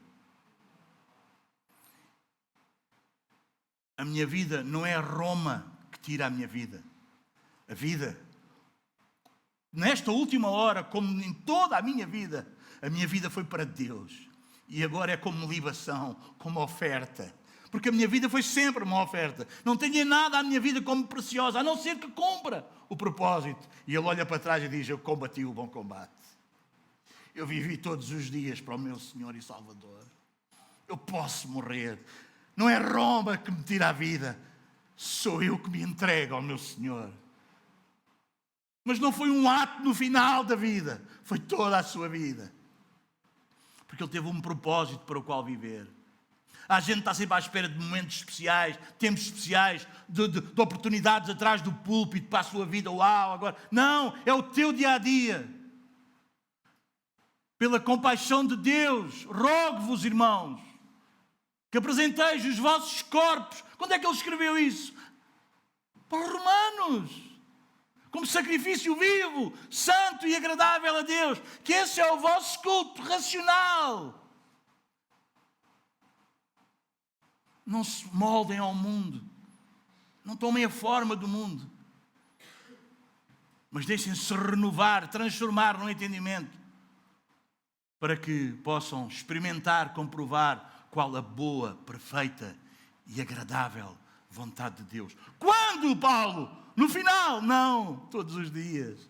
Para que no final, quando tu olhas pelo retrovisor, quando tu olhas assim para a tua vida ali, e o que é que tu vês?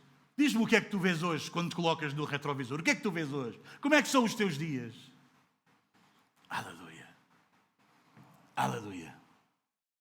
Perseverança. Amém? Perseverança. A perseverança é capaz de se gloriar nas fraquezas, cantar nas prisões, marchar resolutamente, decididamente para o martírio. Em quinto lugar, e vamos terminar, há perseverança o quê? O que é que encaixa? A piedade.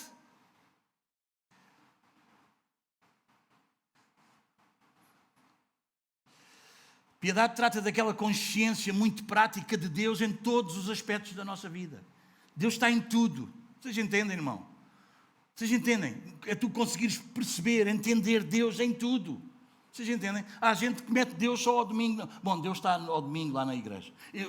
Isto é o... Não, irmão. Até coisas que é o diabo que faz, é Deus. Porque o diabo só faz o que Deus permite que ele faça. Percebes isso ou não? Alguém perguntava ao nosso amado irmão, falecido há pouco, John MacArthur, que quando aqueles aviões bateram nas Torres Gêmeas, eles convidaram para um programa de televisão uma série de 10 pastores e perguntaram: e Deus? Acham que Deus está ali? E todos os outros: não. John MacArthur disse: se o Deus que eu creio não estivesse ali, o Deus que eu creio não era Deus.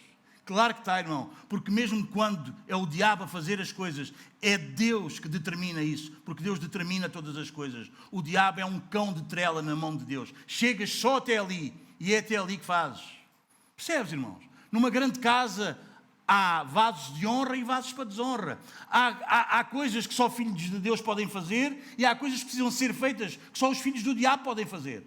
Mas no final da história tudo vai redundar em Cristo, porque a obra de Deus é Cristo. E tudo vai terminar em Cristo. E todo o joelho se vai dobrar diante de Cristo e confessar que Ele é Senhor e Rei. Percebes isso ou não? É Deus. Então piedade é tu veres Deus em todas as coisas. É tu veres Deus em todo o instante. É tu veres Deus em ti e à tua volta em todo o instante. Porque tudo é Deus. Aquilo que te agrada e aquilo que te desagrada. Aquilo que às vezes é uma luta para ti. E é Deus trabalhando, é Deus agindo. Sabemos que todas as coisas cooperam juntamente para o bem daqueles que amam a Deus e que são chamados segundo o seu propósito. Talvez, se tu andas segundo o teu propósito, há coisas que esse teu Deus que tu inventaste não encaixa nessas coisas. Mas se tu andas segundo o propósito de Deus, percebes que Deus é capaz de se encaixar em todas as coisas. Até quando tu és afligido, dizes: Senhor, obrigado. Sabe o que o salmista diz? Foi bom ter sido afligido.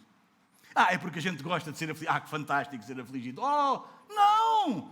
É que tu percebes que a aflição transformou, moldou o teu caráter, fez de ti mais parecido com Cristo.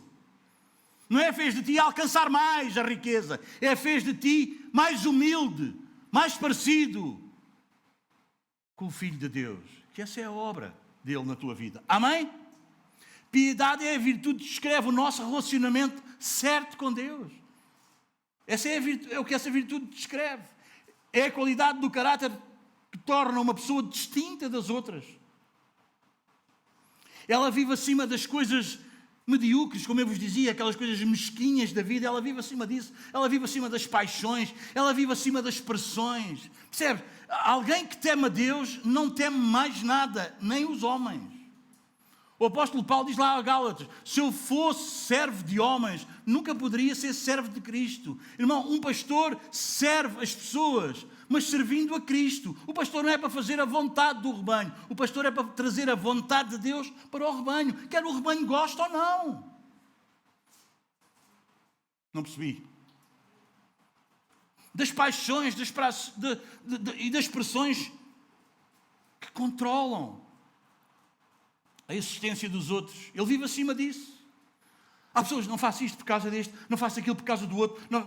Não, irmão, não, irmão. A piedade faz-te viver acima disso. Faz-te viver a vontade de Deus. Faz-te viver de maneira correta, obedecendo a Deus e confiando nele. Senhor, é por aqui? Eu não ia nunca por aqui. É por aqui? É por aqui. Ok, Senhor. Confio em ti. Parece-me que não dá. Andámos toda a noite, lançámos as redes e olha que eu sou pescador. Tu és filho do carpinteiro. Eu não sei. Mas sob a tua palavra eu vou lá. É isso mesmo, Pedro. Ele lança as redes. Pedro estava a saber do que é que estava a falar. E tu sabes do que é que falamos? Às vezes parece que não é por ali. Deus diz: é por ali. Mas por aqui? Não acredito. E Deus já não diz mais nada. Deus só diz: é por aqui. E às vezes tu vais por ali, não vais? E eu por acolá. E sabes quando é que termina a questão? Quando tu vais por onde Deus diz. Porque às vezes tu e eu, ou eu e tu, somos o quê? Teimosos. Não é? Porque às vezes o pelo do gato é assim que se penteia.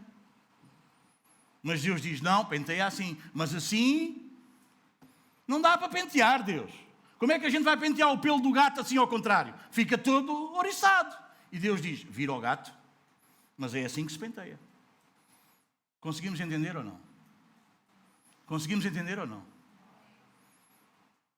É que às vezes tu queres virar Deus e eu, e Deus diz, não viro eu, viro o gato. Porque é assim que se penteia. É sinal que é o gato que está virado ao contrário. Não é que Deus está a dizer que se penteia mal. Sempre que tu encontras alguma coisa esquisita aqui, que não se encaixa na tua cabecinha, não é a tua cabecinha que está certa. É isto que está certo. Ajeita lá a tua cabecinha para ficar de acordo com o que está aqui. Ainda que pareça que está tudo ao contrário. Quantos são capazes de dizer assim? Ou amém? É, irmão. Mas isto penteia-se assim. O gato não dá, olha aqui o pelo todo. Epá, vira o gato. Há gente que quer virar esta. É por isso que alguns alteram esta palavra. Alguns põem esta palavra ao jeito. Alguns até dizem que esta palavra precisa ser atualizada. Claro! Eles não querem se atualizar pela palavra, querem atualizar a palavra à medida deles. Não pode. E ainda bem que não pode. Porque o nosso Deus é imutável. Seja todo o homem mentiroso e Deus verdadeiro. Quando forem julgadas as palavras, todo o homem será mentiroso, Deus será verdadeiro. Não há dúvida alguma, irmãos. Ele é um justo juiz. Os céus e a terra podem passar, tudo pode mudar, a sua palavra. E tu queres mudar a palavra? Queres dizer que isto diz outra coisa que diz? Ele diz, nem um tilo, nada, nem um menor. Percebes? Este não é um livro que tem parte inspirado por Deus. Não, esta é a palavra de Deus. Todas as palavras são inspiradas, todas. A vírgula, todo. Quando o Jesus diz o tilo, aquilo é um menor, é um pontinho. Faz toda a diferença. Percebes? Diz, não vai ser alterado. Tu queres alterar? Não vai ser alterado. É como Deus diz. Ele não muda. Tens que virar o gato. Está assim, não está a dar. Não está a dar, vira o gato. Não está a dar na tua vida, muda de vida. Não está a funcionar, muda. Ele não vai mudar. Ele diz, é por ali, é por ali. Não me parece que é por ali. E ele cala-se. Então vai agora para onde tu queres. Tropeças, ei, vai, problema, vai todo. Vai. Vai como? Sim, Senhor. Ou desprezas a longanimidade de Deus e a bondade de Deus que te leva ao arre. Deus espera. Deus fica e diz, sim. É por aí, vai. Pum! Vai. Pum! Diz, sim. Até que, Senhor. É isso. Deus leva-te lá pelo amor da cruz. Deus leva-te lá pela sua palavra, quando Ele fala, e Deus leva-te lá pela dor. Quando não vais pelo amor, quando não vais pela voz, vais pela dor. Mas vais lá, porque tu és dele. Ele não desiste de ti. Ele disse, tu és meu. Ponto final. O Jacó saiu coxo, não é? O Esaú foi rico, rebanhos, terras. Mas ele rejeitou o Esaú, ele escolheu foi o Jacó, era com o Jacó que ele lutava. Quem diz, já vês, as pessoas aí de fora não vão à igreja, não querem saber de Deus, tudo está, olha para a vida dele. Tudo. O Salmo 73, Asaf também pensava assim, até que entrou na presença. Estou a ver o fim deles. A pior coisa que pode acontecer a um homem e uma mulher é ser abandonado por Deus. É Deus não lutar com ele para fazer dele uma pessoa como deve ser. Isso é o pior que pode acontecer, é ser abandonado, entregue às suas próprias. Isso é horrível. Agora Deus luta. Deus diz, tu és meu, agora vamos, tal. Tu és aquela pedra toda, Deus começa a esculpir, tal.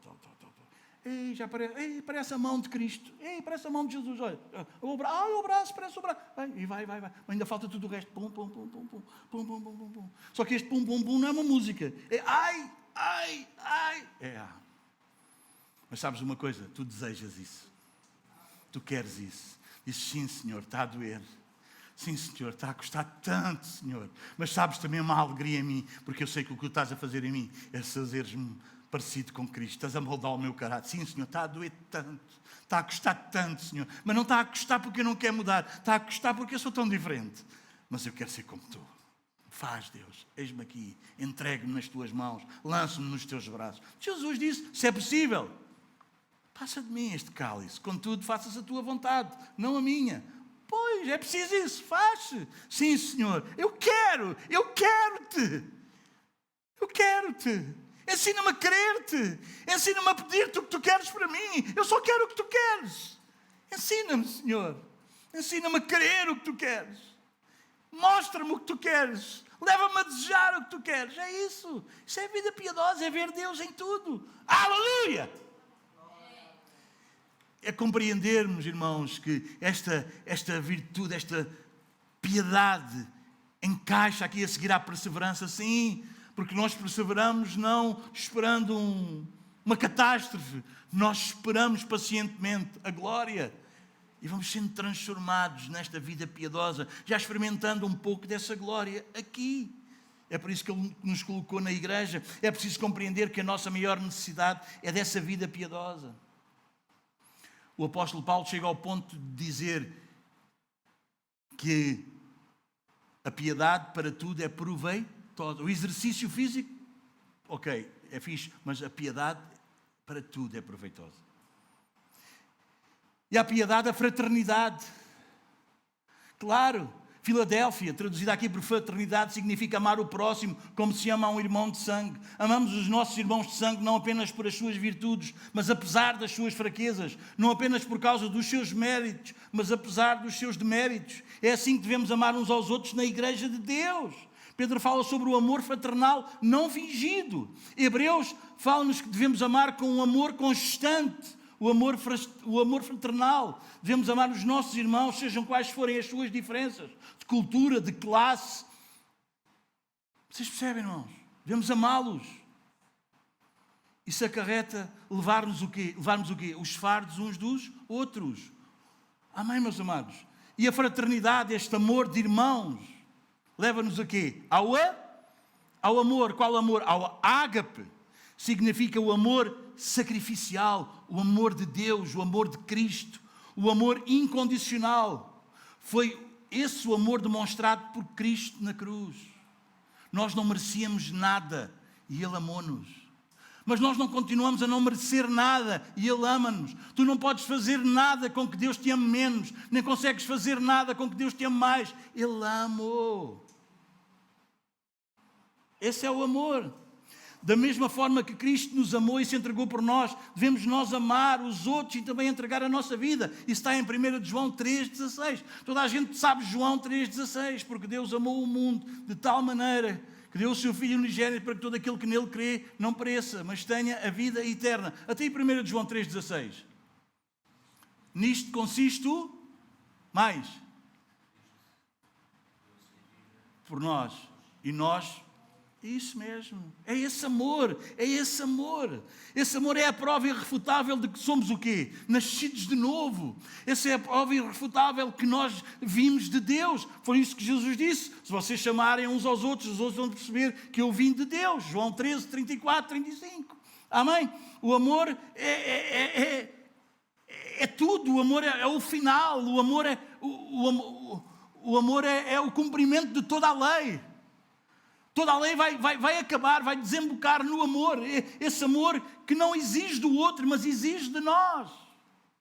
Amém, irmãos? Exige de nós a paciência para cuidar do outro, para levar o outro mais adiante, confiando em Deus, sabendo que Deus começou a obra nele, começou a obra nela. Não somos nós que vamos desistir, vamos lá, vamos tratar, vamos resolver, vamos chamar as coisas pelos nomes, mas vamos confiar em Deus. Amém?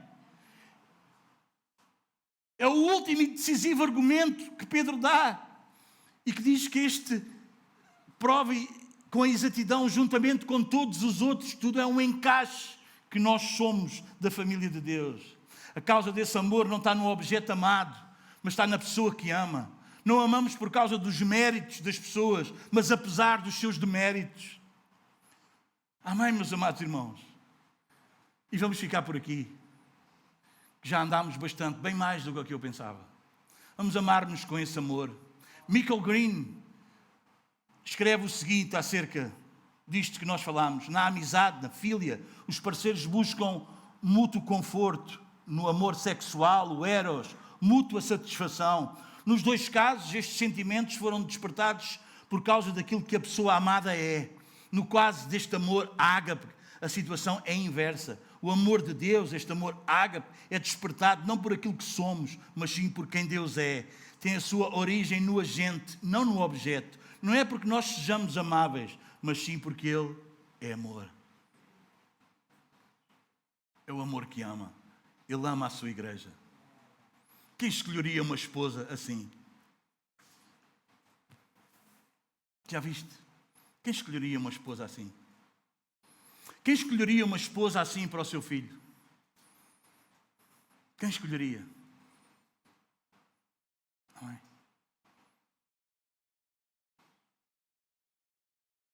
Mas Deus nos escolheu antes da fundação do mundo e prometeu-nos ao seu Filho amado. Aleluia. Tu achas que Deus não está completamente comprometido em fazer uma obra na tua vida? Achas que Ele vai desistir? Nunca na vida. É por isso que Paulo diz: eu sei, eu estou certíssimo, eu estou convicto que aquele que começou a sua boa obra em vós há de terminar até ao dia de Cristo. O que é que levava Paulo a ter essa certeza? É que ele conhecia Deus e ele sabe como é que Deus age. Deus não escolhe os bons. Ele disse: eu não vim para os bons. Tu não chamas um médico quando estás bem. Tu chamas um médico quando estás mal. Eu não vim para os bons. Aqueles que se acham bons, não. Eu vim para aqueles que estão convencidos mesmo que são maus e que precisam de um Salvador. Aleluia. E ele diz: tu és meu. Pegou em ti, Paulo. Nunca mais serás o mesmo. Nunca mais serás o mesmo. Já estiveste lá? Já houve o dia? Tu consegues lembrar o dia em que tu apareceste nesse tribunal e tu estavas à espera de condenação? Aliás, já só faltava ele condenar-te, porque já todos te tinham condenado. Até tu próprio. Eu lembro-me do dia em que ele me salvou. Todos tinham feito uma cruz na minha vida, até eu próprio. E o que eu podia esperar era condenação. E o que eu encontrei foi uma mudança de natureza. Foi um chamado para casa.